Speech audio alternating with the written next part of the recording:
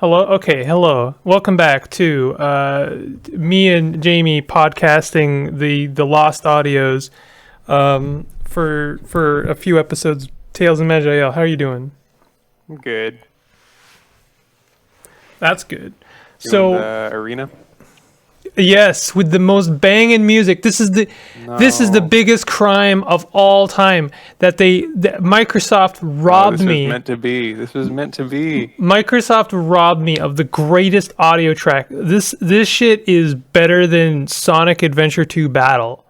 Whenever I was like walking through Aaron on his first playthrough this game, we were like sort of like going back and forth about the music track in this specific part of the game because I was like, Aaron, you should probably like turn off the music because it's just the worst in this game. And and Aaron's like, "What are you talking about? This is like the best track I've ever heard in a video game before." It's so cheesy, but I love it. I unironically love it to bits. It's so good. There It's an are element of actually its time. a lot of tracks in this game that I do really like that make me wish I could keep the music on, but there's like one or two. It's like all like the dungeon theme, like the generic dungeon theme that sounds like the Pirates of the Caribbean music. I just like, oh my god, make it stop. It's the worst. Like, And then this. As yeah, soon as and this this one. happens, you just like mute the music, the Yeah, audio, and then exactly. keep it muted forever. Yep. Oh, jeez. That's brutal. Okay, so here's my idea for how to make Tales of Maj'Eyal more accessible. And I think I'll extend it to other roguelikes as well. But here's just an idea.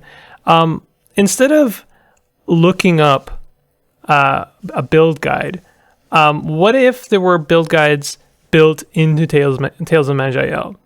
Yes, please. That would actually be really nice. So like basically, and Tales of Maj'Eyal is the perfect game, I think, to test this kind of community-based feature on because it's already got a built-in community like chat log.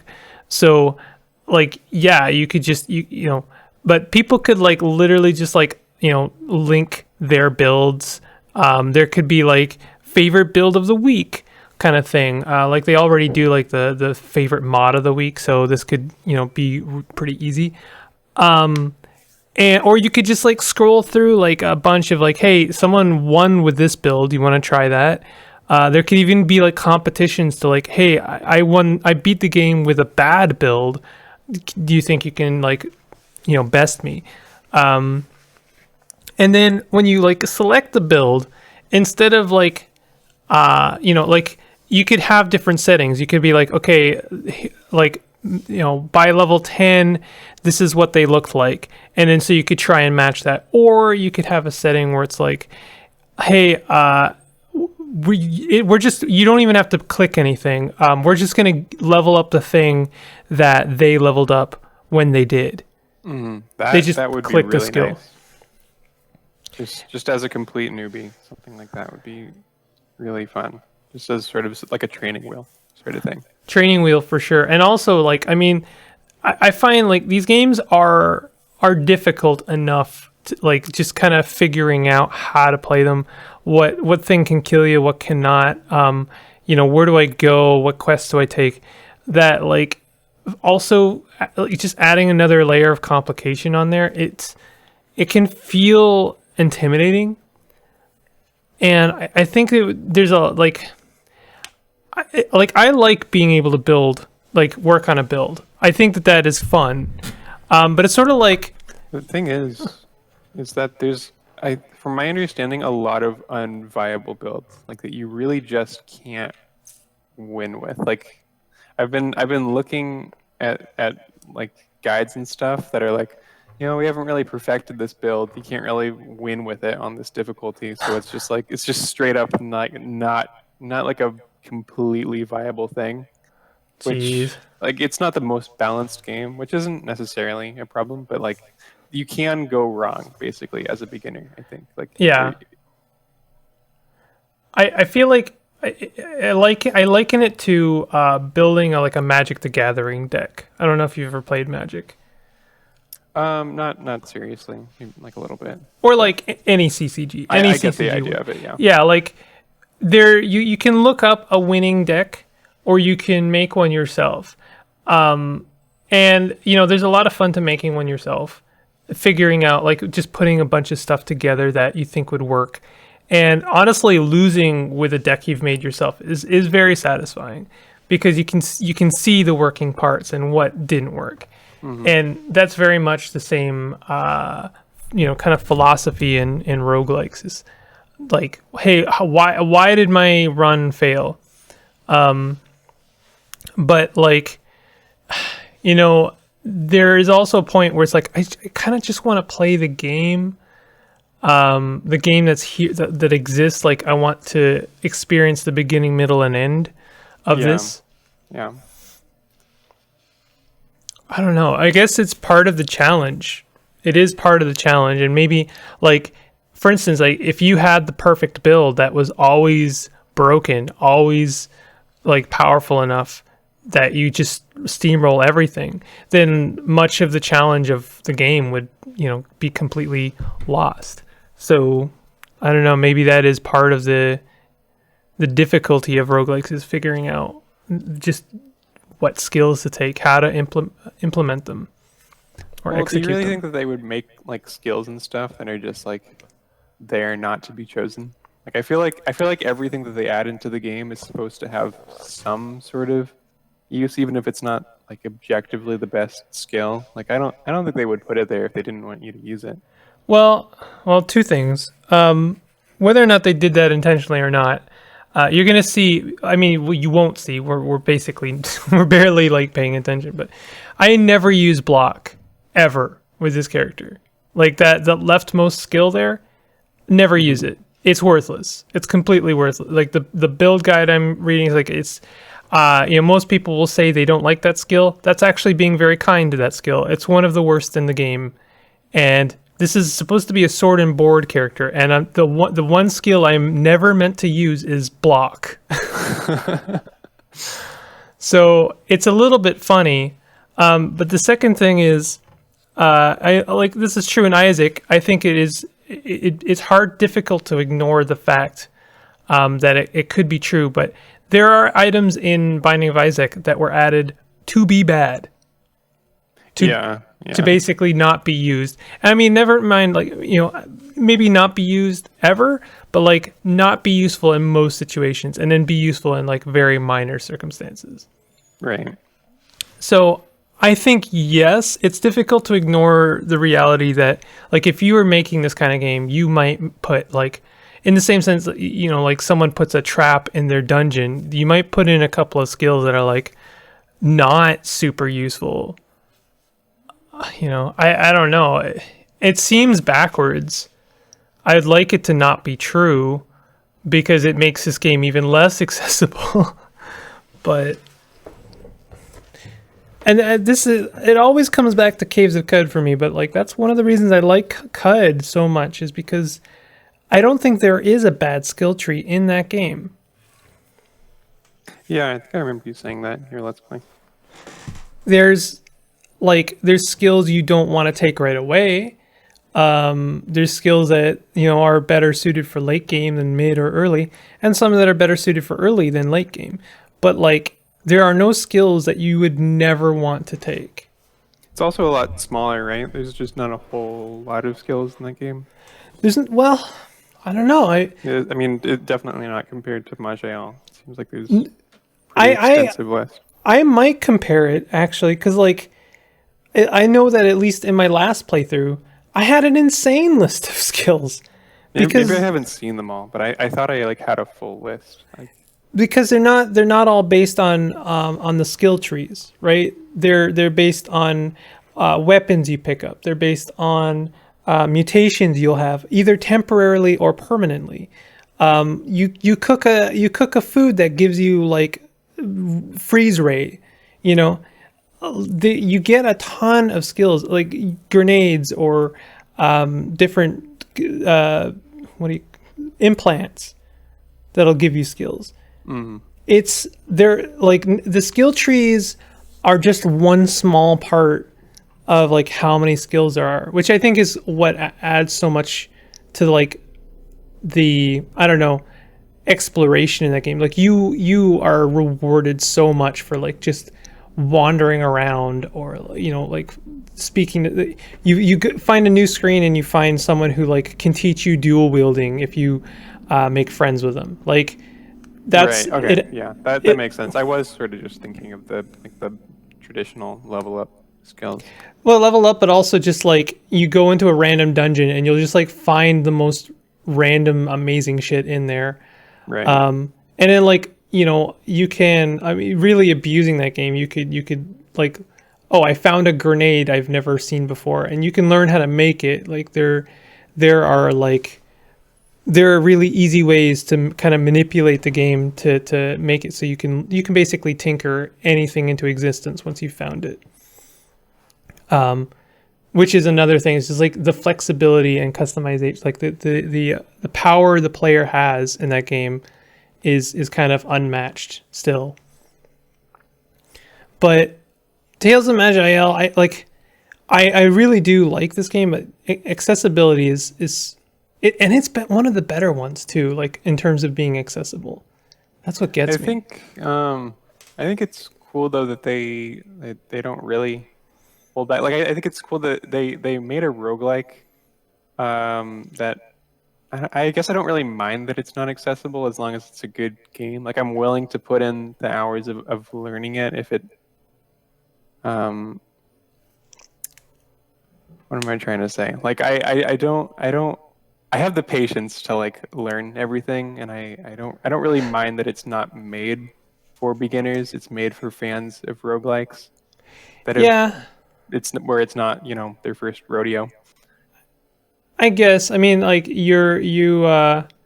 like this isn't to diminish what you're saying, but like like you were willing to put in the time on like Spelunky 2 to like get good enough to like get to Cosmic Ocean or whatever it is. And it's sort of like, well, if you can do it, like anyone, why should there be accessibility for people to be able to do the same thing? Or why should Spelunky 2 or any game be dumbed down so that like other people are put on the same even footing as someone who's like taken the time to like master it and figure out, like, put the time in, figure out which skills are good, which skills are bad. I think that is there's a lot of middle ground there. It's not a black and white situation. There's a lot of ground, like between let's make a game accessible and like let's dumb it down so that it no longer has the edge that people want or crave from it.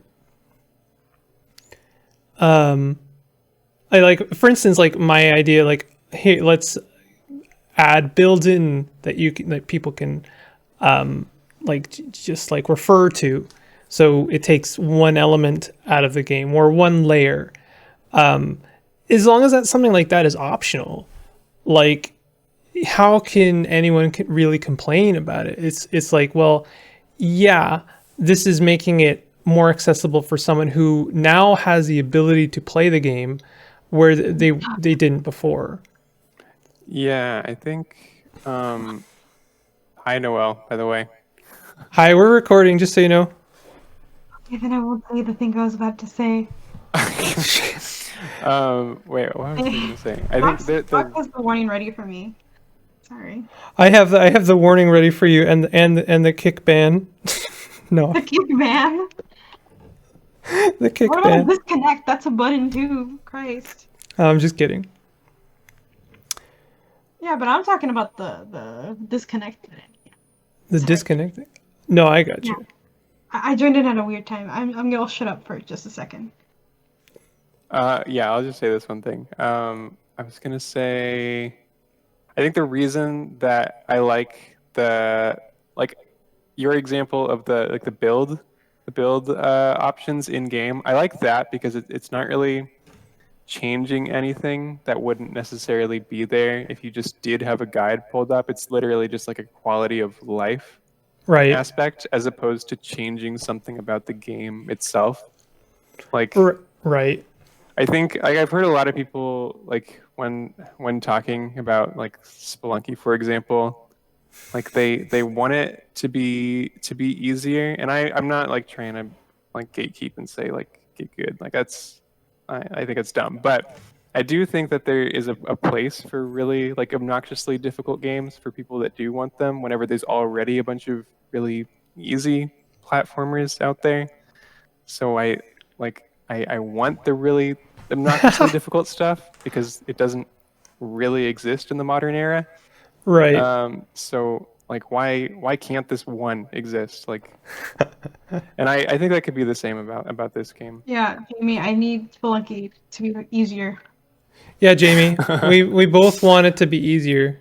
Mob rules, Screw you Jamie. guys. It's for Noels of the world, you know? Yeats praying mantis. No. For the Noels in the world. It Yeah. could also just be like a, you know, like a easy mode. You just add a button. Easy mode would be good. I'd be fine with an easy mode. I because actually it's hate optional. easy mode. That's Oh, like my come least. on. No, I'm sorry. That's my least favorite form of adding accessibility. Like, here's the thing. I know I'm a complete hypocrite here because like I like adventure mode in Tales of Maj'Eyal. What's the difference? What's the difference between adding an easy mode to a game and like tweaking things so that they make the game like less brutally difficult? I mean, is there a difference? I guess I'm talking about like when people talk about easy mode, the first things that come to my mind are this is a mode where there's gonna be less moles in the first floor. There's gonna be like shopkeepers aren't gonna get mad at you, so you can go ahead and rob them. And it's like the dumbing down of all of those mechanics. And it kind of hurts, like as you were saying, like you'd prefer to add accessibility without like affecting the game, changing the game, changing the experience. But then what would they do to make it like? What would they do to make 'Cause, like- Spelunky, for example, more accessible without With an easy mode, like you don't like maybe there's just trophies like there's obviously like achievements you can do, but like an easy mode can just be like a getting your legs in the game kind of thing.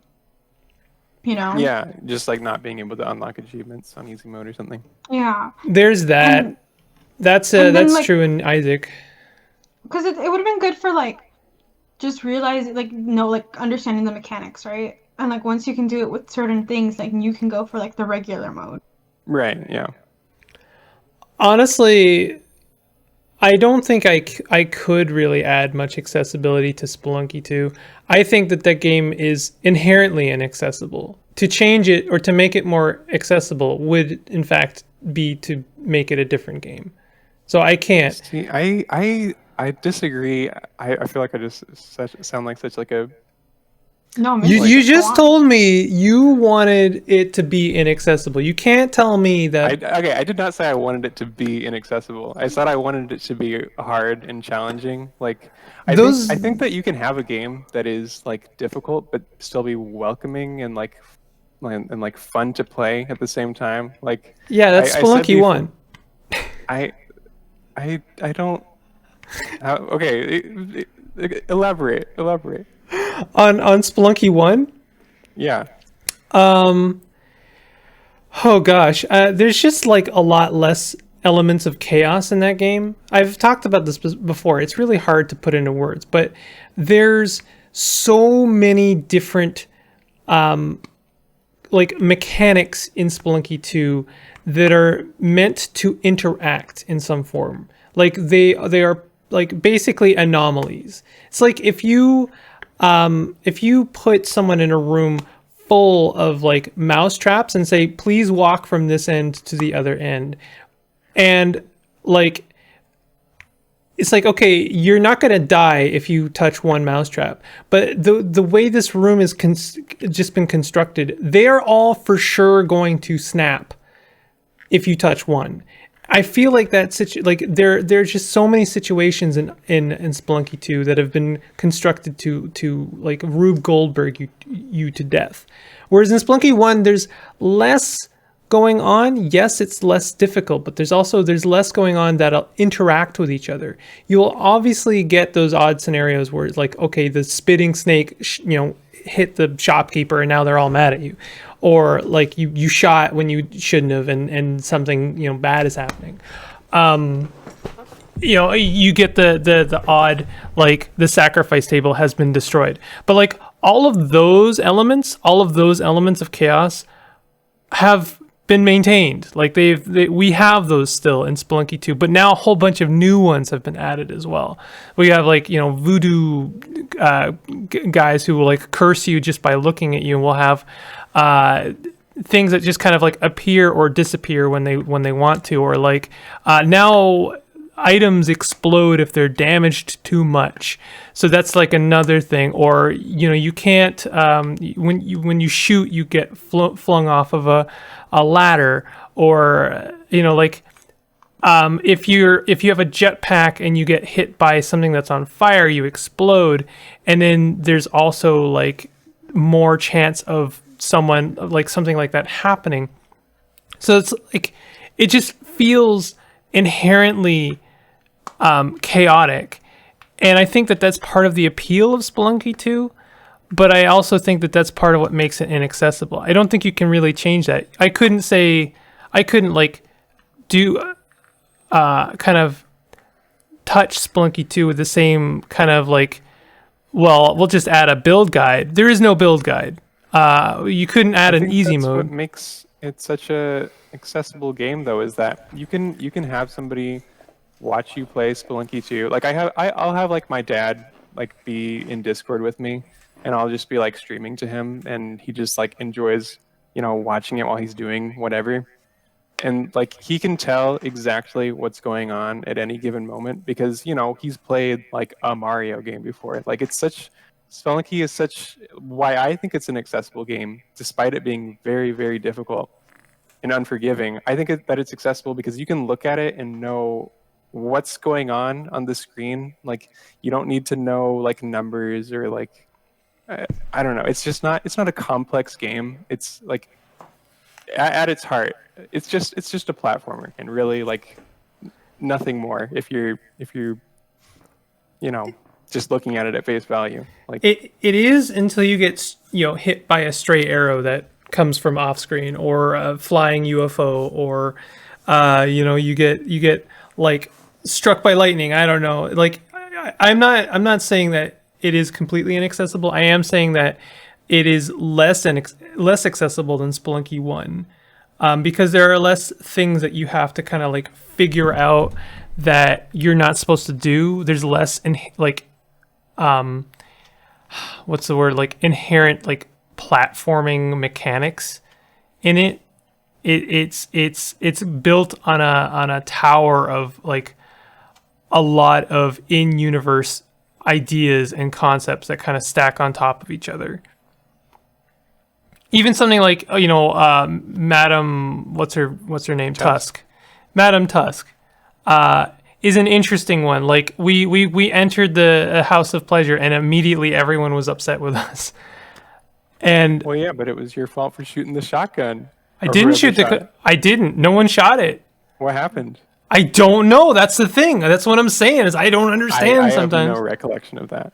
I don't know what you're talking about. Me and Jacob entered the House of Pleasure, or whatever, the Palace of Pleasure, and actually, you know what? I had this happen in a run. It was because I threw a bomb. Somebody probably threw it didn't even land in there. It's just if you throw a bomb, the guy gets pissed.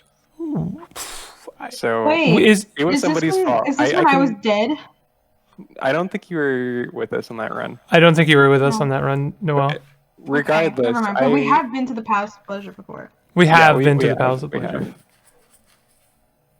I just disagree. I really can't get on the same level. Like I feel like every time I die in Spelunky, it always feels like it was my fault in some way. Like let me 99% of the time. Let me stop you right there. When you die in Spelunky 2, yes, it's your fault.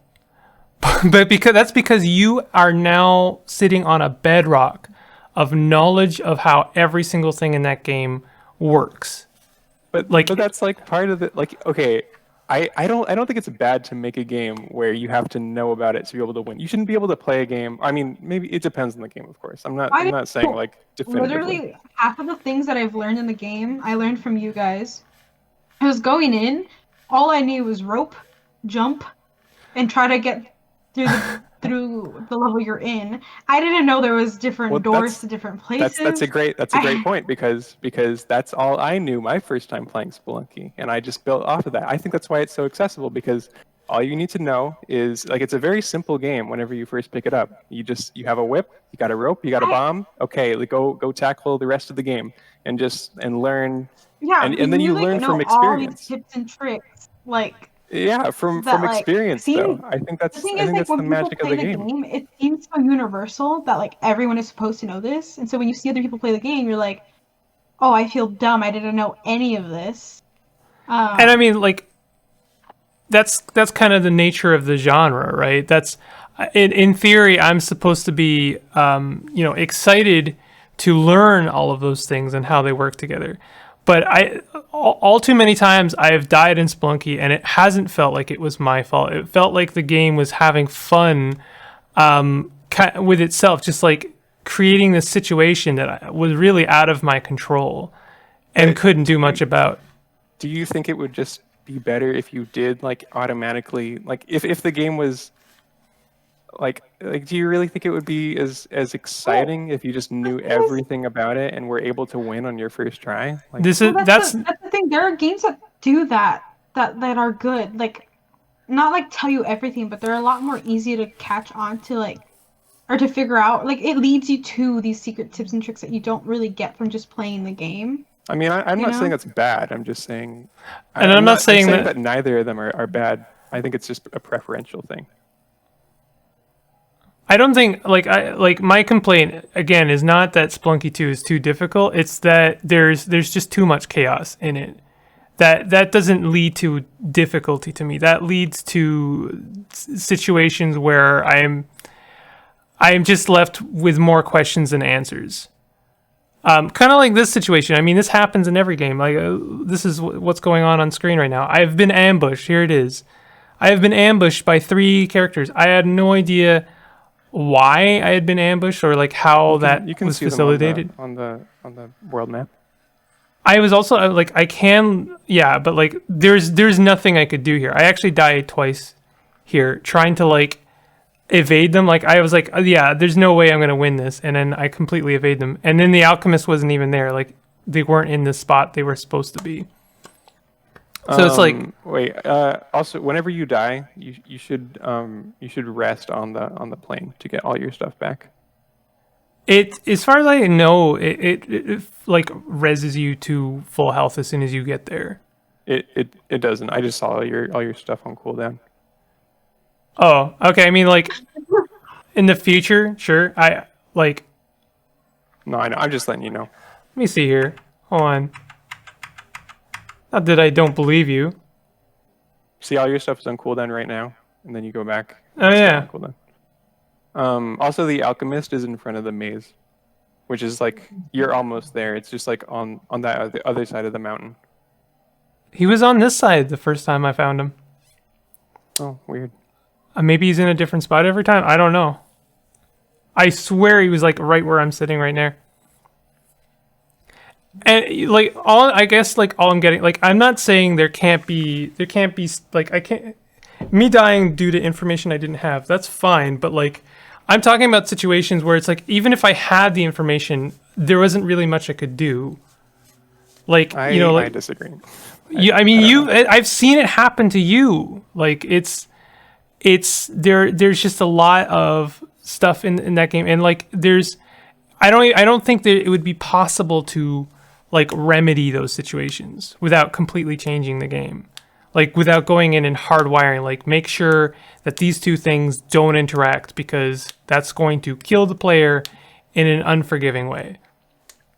Like, make sure that there isn't a giant thwomp above the door when you enter it. Dying like that is not satisfying. It doesn't make me feel like I've spent my time well. I know that's just me. Like we're never going to agree, and that's fine. But I know there's a major distinction between making a game difficult or making a game easy, and then making a game accessible. I don't think I can apply any kind of like, I don't know, logic to making Spelunky 2 more accessible, and that's fine. I've said repeatedly, I think it's a good game that I don't like. You don't like Spelunky? Nah. Oh, it makes me so sad. Oh no. Anyway, what are we talking about in the next episode? We're Did you talking just end this one? about. Not yet. I think it's about to end, right? It's over. It's been over for a minute now. Oh, what? Can I say the thing that I was gonna say now? No. Still no. What are we saying on the next episode? It's not. It's not. All right. Well, if you like this episode, go ahead and hit the like button, and then subscribe if you're new to my content, and let me know if you like Spelunky 2. I thought you said it was over already. Oh my god. You guys very clearly misunderstood what I was saying. I'll see you guys next time. Take it easy.